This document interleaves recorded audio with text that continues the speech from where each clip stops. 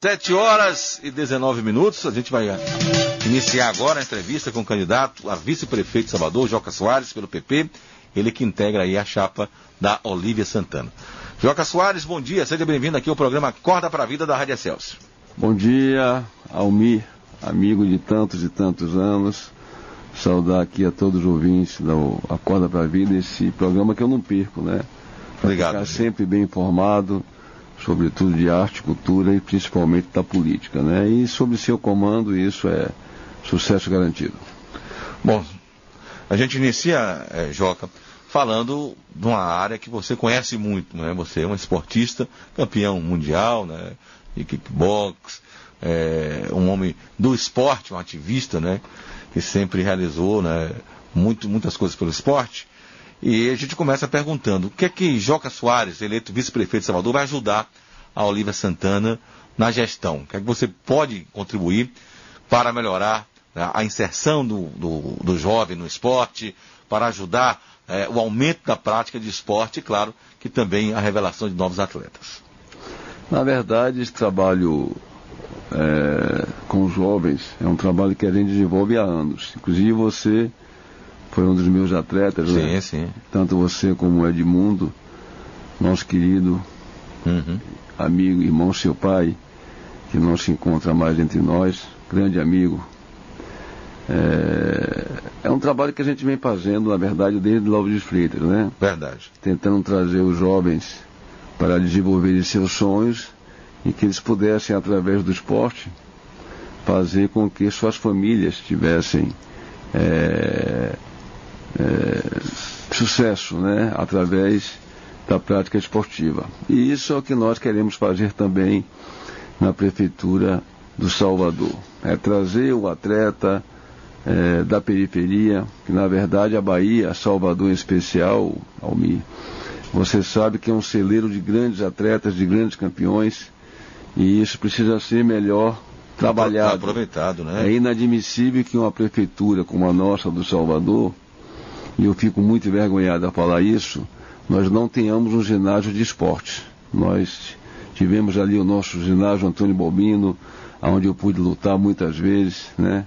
E depois que o ginásio foi implodido, nós não tivemos mais. Então o governo do estado, que tem um ginásio muito bom por sinal, mas é em Cajazeiras, e fica difícil você ter um acesso até pela localidade em que o ginásio é mais um ótimo equipamento esportivo. Um ginásio local, né? Um ginásio muito localizado, e quando às vezes eu viajo ao redor do Brasil, com o WGP, você conhece muito bem, esse evento também que nós fizemos como uma forma de incluir os atletas de todo o país. Nós fizemos isso há cerca de 5, 6 anos atrás, e esse evento hoje é o maior evento de lutas da América Latina, inclusive com transmissão simultânea, me permita falar. Pode falar, sim, claro. Da Sport TV, do Canal Combate, da Fox Latino e da Band Esporte. E já estaremos também na Bandeirantes aberta, né, para todo o Brasil. Então isso é um trabalho de inclusão social.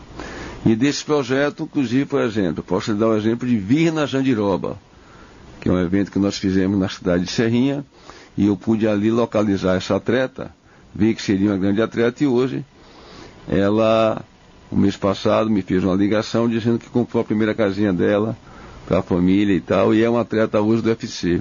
Amanda Nunes, também uma atleta que veio lá com meus 2 sócios, Sérgio e Daniel, que você conhece muito bem, e que foi introduzida em Miami, e que ela hoje é a maior estrela do UFC em toda a história, a maior estrela feminina, e é uma menina que saiu daqui, do interior da Bahia, né, da região metropolitana. Então isso pode ser feito porque nós temos várias Amandas, várias Virnas.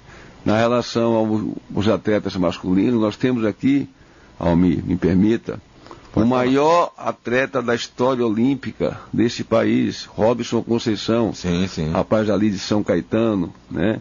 E que não teve nada, apoio necessário, né? O apoio necessário para desenvolver o seu trabalho aqui, inclusive o seu trabalho social.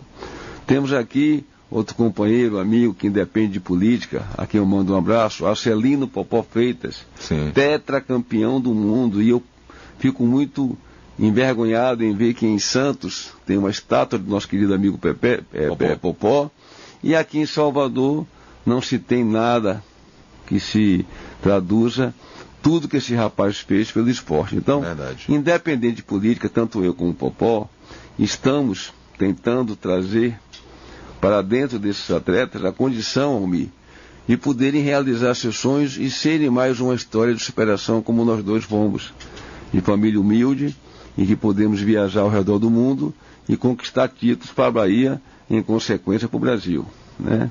Então eu acho que um trabalho a ser feito pelo esporte é, em primeiro, nós iniciarmos imediatamente a construção de um ginásio de esporte, um ginásio poliesportivo.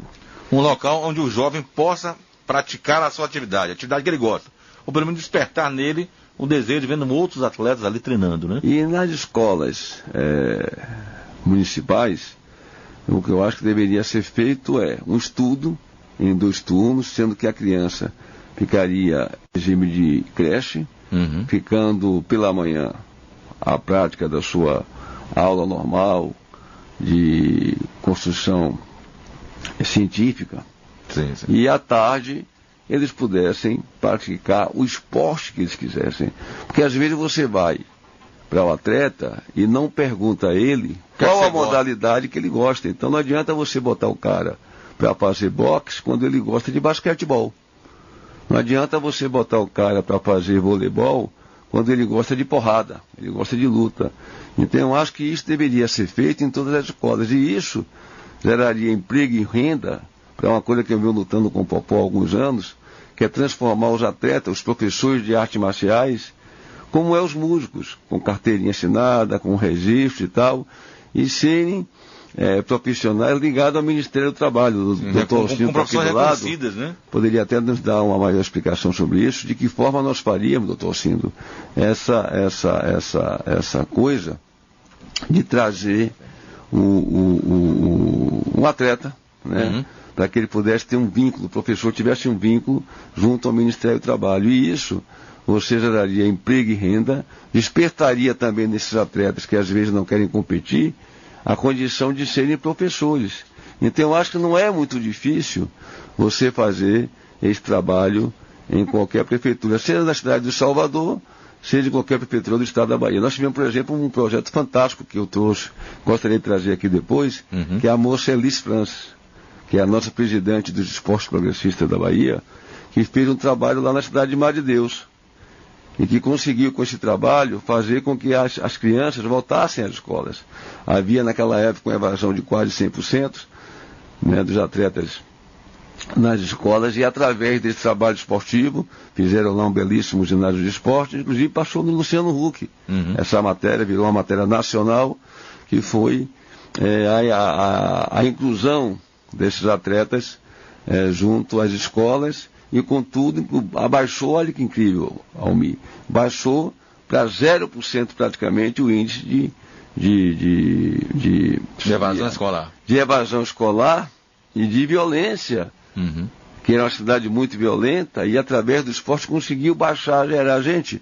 Porque isso ocupou o jovem, né, com a coisa que porque isso não é trazido para outras prefeituras. Por exemplo, Lauro de Freitas, o meu queridíssimo vice-governador João Leão me fez sair de um projeto social, que era justamente os cadetes mirins. E o Esporte Cidadão, que é um projeto que inclusive ganhou vários prêmios no Brasil todo, como um projeto de inclusão esportiva. Então nós tínhamos lá uma secretaria de Cultura, Esporte e Lazer, em que levaria aos jovens atletas o voleibol, o basquete, as artes marciais, mas que também, Almir, levava para os mais velhos o xadrez, o dominó. Então você prendia naquelas associações daquele município as pessoas para a prática do esporte. E de lá, graças a Deus, saíram advogados, juízes, né? Pessoas que puderam... Ajuda na formação do cidadão, não é? Justamente, por isso que era esporte cidadão. Então, transformava vidas, transformava histórias, e você no final só tinha relatos de grandes pessoas que tiveram, através da superação do esporte, o seu crescimento individual. Bom, se eu chamar Armando Mariano também para participar. Armandão, bom dia. Bom dia mais uma vez. Bom dia, Joca. Prazer em falar com você. Sou seu fã, viu, Joca? Também sou seu fã, mando de muitos anos. Seu trabalho é sensacional. Eu fico alegre, contente quando eu vejo alguém, você, o Popó, como você disse aí, se preocupando com os nossos jovens, né? Perambulando aí, vagabundando aí no popular, pelas ruas, não tem um local para desenvolver a sua atividade, o seu dom. Agora, eu gostaria, Joca, você citou bem aí a implosão do Balbininho. Nós temos ginásio lá em Cajazeiras, mas de difícil acesso. Seria possível vocês, na sua proposta do seu candidato também, Oliver, construir alguns ginásios pequenos, de pequeno porte, em alguns bairros da cidade, independentemente das escolas? Porque a escola, mas lá na escola eu não vou, mas ter um local próprio, ele se sentiria mais à vontade. Isso está no seu projeto? Sim, com certeza. Inclusive, antes de responder isso para você, Armando, você que é um homem extremamente inteligente, e parabéns por todos esses anos de sucesso, né? Obrigado. Seu programa é um programa maravilhoso que eu também acompanho há anos. Outro dia uma pessoa me perguntava, Almir, sobre a questão da saúde, que é sempre muito vinculada ao esporte. E eu citei até, Almir, 3 exemplos. Nova Zelândia, Canadá e Japão. O Japão, em particular, como eu sou um homem de artes marciais, é um país que trabalha e exerce uma função desde o Jardim do Éden, né? Em cima da disciplina. Então, o que é que eu respondi para uma médica, que eu não vou citar aqui o nome, até porque é candidata? Disse o seguinte: primeiro perguntei se havia viajado ao redor do mundo, né? E se havia, deveria observar ou ir um dia à Nova Zelândia, ao Canadá e ao Japão. E entender que ali, o que é que aqueles países fazem? Que os países que se dizem primeiro mundo, porque nós também somos, a partir da transformação do nosso povo, Armando e Almir. Então, o que é que eles fazem e que dá resultado? Por exemplo, o índice de Covid, baixíssimo nesses países. O Japão, que foi o grande, o Oriente, que foi o grande proliferador de tudo isso, em 2 meses se recuperou e voltou, e estão crescendo de novo. E a China não teve segunda onda, né? Pois é, então qual é o grande lance de tudo isso? Se você for lá, Almir, você vai ver que as crianças estão praticando nos parques esporte. Então, esporte ligado a uma boa alimentação, ou seja, um nutricionista acompanhando tudo isso, mais disciplina que no final vai dar saúde. Entendeu? Então, se você tem a prevenção através do esporte, através da atividade física, através de uma alimentação balanceada, evidentemente que você vai fortalecer o organismo e vai fazer com que o corpo, desde o início, seja um corpo autoimune. Então, isso é uma forma de prevenção. Com relação à nossa administração relacionada ao esporte, claro que vamos construir sim. Aonde não puder ser feito o ginásio de esporte, a gente vai aproveitar as escolas municipais, abrir ali um ginásio, um mini ginásio de esportes, e fazer com que a criança volte a praticar o esporte. Vamos lá. Digamos que uma criança que começa às 8 horas, 7h40, o seu ensino normal, médio. Aí a criança vai até 11h40, Mariane. Depois ela vai para o repertório, toma seu banho, se organiza, se alimenta bem, e a partir das 14 ela começa a fazer a sua prática esportiva. Ora, essa criança, quando chegar às 5h20, 5h30, quando ela sai da escola, ela chega tão cansada que a única solução para ela é dormir e se preparar para o dia seguinte. Então, verdade, isso não vai dar qualquer condição de lá sair. E para a rua, vai fazer sem ter o que fazer, não é? E você sabe que mente vazia é oficina, né? A oficina do diabo. Então, o que acontece? Isso aí faria com que ela não ficasse, por exemplo, tem um jovem aqui que fica 24 horas à frente de um celular. Isso também é uma doença, né? Então, ali você tem informações que entram na cabeça do jovem, de todos, assim como entram boas, entram ruins também. Fora isso, nós vamos, com certeza, evitar que essas crianças vão para o outro caminho, que é aquele que eu não quero falar aqui para não incentivar, mas que não seria o da vida saudável. Então eu acho que a gente poderia com isso, Armando, fazer com que nossos jovens, com certeza, se voltassem mais para o esporte, em consequência disso, seriam bons cidadãos. Então eu acho que a gente, não é muita coisa que você gastaria para fazer um projeto desse porte. Agora, Joca, você citou 3 países aí. Eu tenho aqui no meu arquivo um vídeo do Japão. A educação se dá. A criancinha, né? Criancinha de 2, 3 anos, rapaz, no popular. Fiquei babando, viu, Joca? Fiquei babando a atenção que se dá às crianças, né? Desde o nascimento até a formação. E lá, por exemplo, 1 hora por dia, o pai japonês, ele é obrigado pelo governo a passar 1 hora com o seu filho em casa, corrigindo o dever de escola. Ótimo. As criancinhas, Joca, eu vi lá no vídeo, na escola, as próprias crianças faziam a limpeza, não tem auxiliar de limpeza lá não, as criancinhas. Eu pergunto por que isso? Porque elas cuidam do meio ambiente, mantendo o seu local de trabalho, o seu local de estudo limpo. Disciplina, mano, disciplina, mano. E outra coisa, Joca, lá no Japão, você sabe, melhor que eu, já viajou o mundo afora, no Japão é o único país do mundo em que o professor não abaixa a cabeça para o imperador. Isso. É o contrário. A valorização do professor, né, Armando? Exatamente, né?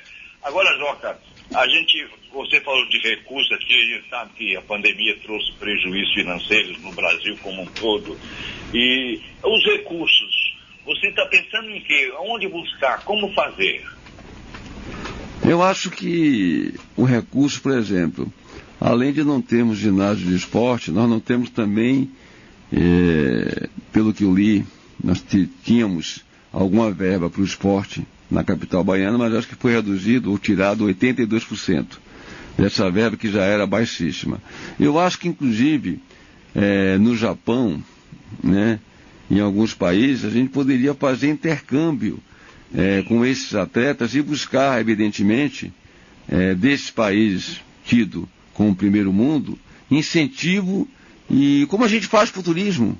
Haja visto que a qualidade e aquilo que nós produzimos na Bahia, em especial em Salvador, a nível de atletas, nós exportamos para o mundo. E nós temos sim países que estão interessados em estar investindo, inclusive, nos nossos atletas. O Paris Saint-Germain tem uma escolinha aqui. O Paris Saint-Germain pois então assim você vê que eles vêm buscar aqui na Bahia os grandes atletas que nós afirmamos. Outro dia eu estava discutindo, Armando, na Sport TV, a questão, inclusive com o dirigente da Bahia, que eu não quero citar o nome, e falei o seguinte: bicho, se nós colocarmos hoje, olha que coisa, inclusive o cara não ficou muito satisfeito não, viu?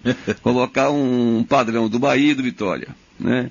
E colocar na Times Square Garden, nos Estados Unidos, 2 atletas de peso, Amanda Nunes e Minotauro, eu tenho certeza, e inclusive apostei com ele, que 10 desses pedidos de autógrafo serão para Amanda e Popó, e que as pessoas dificilmente vão reconhecer o escudo do Bahia e do Vitória. Essa é a grande verdade, e o cara ficou meio chateado comigo. Eu digo, não é, bicho, porque há 20 anos atrás, Armando, você sabe que nós somos amigos há muitos anos, eu já tenho 58 anos de idade, já tenho 20 que não pratico, né? Assim, a condição da luta profissional no ringue, que o nosso querido Minotauro baiano de conquista já era ídolo, enchendo os ginásios com 80 a 100 mil pessoas. O Brasil, Armando, nem sonhava ainda em conhecer o UFC, mas o cara lá fora já era mito, estátua dele, e tido como um grande rei. Então é um baiano, gente, divulgando as artes marciais para o mundo. Então não seria para mim muito difícil estar trazendo fundos de investimento para que a gente pudesse incentivar a prática do esporte. E eu tenho, Armando, assim, um discurso muito bem afiado. Vamos lá? Sem esquecer nomes, meus irmãos atletas, vou começar por um que é injustiçado. E você conhece muito bem quem é Armando e Almir, vocês que são ligadíssimos no esporte. Sertãozinho. Único atleta a conquistar à época um título mundial do Conselho Mundial de Boxe. Enquanto nosso Popó era campeão da federação, o nosso querido Sertãozinho, que foi esquecido, era campeão do Conselho Mundial de Boxe. Aí a gente vem Minotauro, Lioto Matida, que é de conquista, do meu querido irmão e amigo professor pai dele. Aí vem o menino Luiz Dória, Joca Soares, Reginaldo Holyfield, que tanto divulgou esse esporte no mundo. Aí vem Popó, aí vem Joilson, Lioto de conquista, Lioto, daqui o pai dele foi, o pai de Lioto foi o cara que no Pará, né? No Pará, que introduziu o karatê na Bahia. O pai de Lioto, seu Matida, o velho, que introduziu o karatê aqui em Salvador. O Holyfield também, que é uma figura. Aí veio o Holyfield, aí veio o Luiz Carlos Doria, Joilson, que você conhece muito bem, Armando, Joilson Carolino, primeiro atleta a participar de uma Olimpíada na Bahia, foi em 88, em Seul, o cara que foi trocando a sua roupa de atleta dentro do táxi, e mesmo assim venceu na capital coreana. Então, assim, aí nós temos, hoje, na atualidade, a Vina, a Amanda Nunes, tem um atleta que eu mandei agora para os Estados Unidos, Júnior Alfa, tem outra revelação nossa que está vindo aí muito melhor que a Amanda Nunes, que é a Evelyn Martins, outra grande atleta. Enfim, a Bahia, eu não teria muito problema em buscar esses fundos, porque nós somos o maior celeiro de atletas de competição de luta no Brasil. Viu, Jota? Uhum. E Armando? Só lembrar aqui, fugindo de um polo para o outro, por exemplo, a Bahia deu a primeira santa brasileira, Irmanduz, nossa Irmanduz. Castro Alves, estou citando só dois. Entre tantos nós temos aí, né? Castro Alves, Rui Barbosa, né? Rui Barbosa. Tantos gênios, né? A gente ficaria o programa todo falando de nomes, né? Dos grandes nomes da Bahia. E que muitas vezes não são reconhecidos, né, como deveriam. Se eu tivesse a oportunidade, eu faria uma rádio assim, tipo Oxente FM. Só a música do Nordeste. Bem característica do Nordeste. Não é? Verdade. São 7 horas e 41 minutos. Vamos falar um pouquinho sobre segurança, Joca. Como é que a gestão pública municipal pode ajudar, né, o Estado a melhorar a segurança, né? Diminuir também, claro, que essas pessoas que vivem em situação de rua, na cidade, em situação de risco, aí, porque ficam, né, nas praças, desabrigados, e também, claro, a inserção do jovem no mundo das drogas, como você falou que o esporte é uma das grandes inserções. Mas, Armando, Almir, você vê que eu não quero defender a minha bandeira. Uhum. Mas uma coisa é linkada à outra. Você vê, por exemplo, eu tive alguns anos no Japão, Armando, e o cara, esqueci o celular em algum lugar e tal. Me lembrei quando cheguei no hotel. No outro dia eu voltei, o celular estava exatamente no mesmo lugar. Ninguém pega, né? Olha que educação, olha que disciplina. E eu comentara, que eu não falo a língua deles, né? Com o tradutor amigo meu, disse, não, Joquinha, se não estivesse aí nesse mesmo lugar, com certeza você poderia ir ao primeiro autoridade policial do lado, que eles saberiam onde é que estava o celular. Porque se eles pegariam e levariam a primeira autoridade que eles encontrassem. Mas ser roubado nunca. Então entenda o que é a cultura. Quando a gente fala do esporte, gente, que eles são literalmente integrados ao esporte dia e noite, faz com que também a prática esportiva, por exemplo, nas praias, nós construímos mais equipamentos que possam levar esse jovem à competição, até mesmo a aula de esporte de arte marcial, boxe, kickbox, qualquer que seja a modalidade esportiva, para aprender esses jovens. Eu acho que quando você tem um equipamento, entendeu, Armando, uma filosofia de trabalho voltada ao esporte, um planejamento para essas crianças, como você acabou de citar no Japão, que eles dão valor, aliás, eles têm o professor como verdadeiro ídolo, porque eles são formadores de cidadãos, eles que estão ali na base preparando essas crianças. Então, se você tem, por exemplo, eu e Almir, que crescemos juntos praticamente, a gente nunca teve outra história na nossa vida que não fosse o sucesso e a honestidade acima de qualquer. Com certeza. Porque eu entendo aquele magrinho, seu pai não era brincadeira, era duro, sempre foi muito disciplinador com relação a vocês dois, e hoje está aí. Edmundo muito bem colocado, Almir também aqui na rádio. Então isso é o exemplo que nós temos com pessoas que foram ligadas ao esporte, ligadas à disciplina e tal. Então eu acho que não seria difícil nós fazermos esse trabalho, claro, seria um trabalho de longo prazo, mas transformar os nossos meninos em atletas ou em cidadãos de bem. Eu acho que isso baixaria bastante o nível da violência, como aconteceu agora em Mar de Deus. E aí nós deixaríamos, Armando, de estar tendo que contratar novos policiais, de estar tendo que reformar novas delegacias. Gastar muitos equipamentos. Né, muitos equipamentos para a segurança pública, porque nós teríamos, evidentemente, uma brecha significativa na questão da violência. Eu acho que o esporte passa por isso também. Porque hoje a violência está desenfreada em todas as capitais, não é só na Bahia, ou não é só em Salvador. 7 horas e 44 minutos, Armando Mariani. Olha, Jota, eu fico contente porque eu entendo, né? Eu não sei se no seu tempo, você está muito jovem ainda, mas eu na escola lá na minha terra, em Minas Gerais, eu me lembro de segunda-feira, primeira coisa, a gente ficava perfilado no pátio da escola, cantando o hino nacional. Primeira coisa que a gente fazia. No final, 3 vezes por semana, aula de educação física. 2 vezes por semana, a gente podia escolher. Eu quero o vôlei, quero o basquete, quero o futebol, enfim. Que a maravilha. gente tinha diversas atividades distintas para quem gosta. Como você disse, eu não gosto de boxe e o cara não me bota para lutar boxe. Eu vou tomar porrada, não é? Eu gosto de vôlei. Então, a prioridade, eu gostaria que você, pelo que você falou aí agora, que a prioridade seja o tratamento ao nosso jovem, que ele precisa, acima de tudo, ter uma ocupação, evidentemente, ter um emprego para trabalhar, para sustentar, e, acima de tudo, se dedicar ao esporte, porque o esporte é vida, o esporte é o futuro de qualquer nação, porque ele inspira confiança no próximo e no próprio jovem. Viu, Joca? Parabéns aí pelo que você falou, e espero que Deus te ilumine, você, a Olívia, que vocês consigam tirar do papel e botar na prática tudo isso que você desenhou pra gente. Parabéns, viu, Joca? Obrigado, Mariane. E também falar, Almir, dessa queridíssima Pantera Negra, houve assim muitos partidos, né?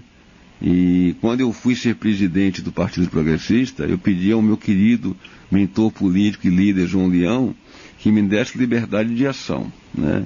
E com isso nós criamos, Armando, é até bom que você fique um pouquinho mais para ouvir isso, nós criamos o esporte progressista dentro do nosso partido, né? Justamente eu falava ao nosso presidente nacional, Ciro Nogueira, que o atleta só gostaria de ter o reconhecimento, que é a presença de uma autoridade, que é um troféu, que é uma medalha, que o atleta se satisfaz muito com isso, né? Com aquele papel que ele recebe. E às vezes não ganha nada financeiramente. Não. É só mesmo o reconhecimento. A valorização daquilo que eles suaram tanto para fazer. E Ciro entendeu rapidamente o que eu queria e nos concedeu a criação desse movimento dentro do PP. E antes disso eu já havia criado o Afro Progressista, que hoje eu tenho a honra de dizer que nós temos 168 vereadores eleitos com essa sigla, Afro Progressista, mais 64 prefeitos. Isso no estado da Bahia, né? Não, no Brasil todo. No Brasil todo, porque é uma sigla, né? É um movimento dentro do partido. E nós, quando viemos caminhar junto com o PCdoB, nós primeiro visualizamos os candidatos, né? Então eu entendi que entre todos que aí estão, inclusive do atual gestor, a Olívia é uma menina que saiu assim expulsa ali do Alto de Untina, depois foi deixada ali numa fazenda qualquer na boca do rio. Mesmo assim ela continuou com a fibra de superação, foi ser empregada doméstica, depois ela se formou em professora, adentrou a faculdade, teve 3 mandatos de vereador, né? Eu gosto muito de linkar a história de Olívia com a de um outro querido amigo meu, Alcindo da Anunciação. São 2 histórias de 2 negros de muita superação, que venceram realmente no discurso, no diálogo e acreditando em projetos. Então, Olívia, a quem eu mando um abraço, meu queridíssimo vereador Alcindo da Anunciação, um cara que eu sou fã, é o meu grande ídolo na política também, o nosso querido Alcindo. Que é nosso colega também como radialista, né? Então, assim, Olívia sai da condição, Almir Mariane, de professora, aí vai para 3 mandatos e meio de vereadora, depois secretária de Igualdade na cidade de Salvador, depois ela é também secretária de Educação, aí vem para o Estado para ser secretária de Trabalho, Emprego e Renda, na SEDES, depois se transforma numa deputada, a primeira deputada negra. Olha que a gente tem quantos anos de Assembleia Legislativa? Então, né? a gente entende que chegou um momento, inclusive eu briguei muito no PP por isso, de não ter uma coadjuvante, ou seja, uma vice negra, e sim inverter o papel dessa cidade que tem 81,8% de negros e afrodescendentes. Mas por que não termos uma negra, uma mãe, uma mulher que teve uma história de superação fantástica e preparadíssima? O PP não foi só porque Olívia é uma mulher bonita, foi porque a gente viu o histórico dela. Então, por isso que nós nos colocamos na condição de vice, acreditando que a Bahia, que Salvador, está preparada sim para ter uma gestora de verdade, para ter uma gestora que tem um olhar de mãe, e para ter uma gestora que em toda a história dela, eu procurei ver isso com muita atenção, como a minha história, não tem nenhum tipo de coisa desonesta. É uma mulher limpa. Então isso é que a gente tem que ter, Mariano, na política, mulheres com mão limpa, homens com mão limpa. Então isso que nos levou a estar associando o nosso nome ao dela, e eu tenho certeza que a Olívia fará um grande projeto. Por exemplo, Almir, eu não quero puxar e nem falar nada que não seja real, mas vocês que estão ouvindo aí do outro lado, devem parar e refletir. Essa cidade que o atual gestor fala que ganhou prêmios como o melhor prefeito e tal, eu acredito ele é um homem de muita sorte. Sabe por quê, Almir? Porque nós temos hoje uma política que o nosso queridíssimo governador Rui Costa faz sem nenhum tipo de embate político ou resistência, porque o cara é do outro partido.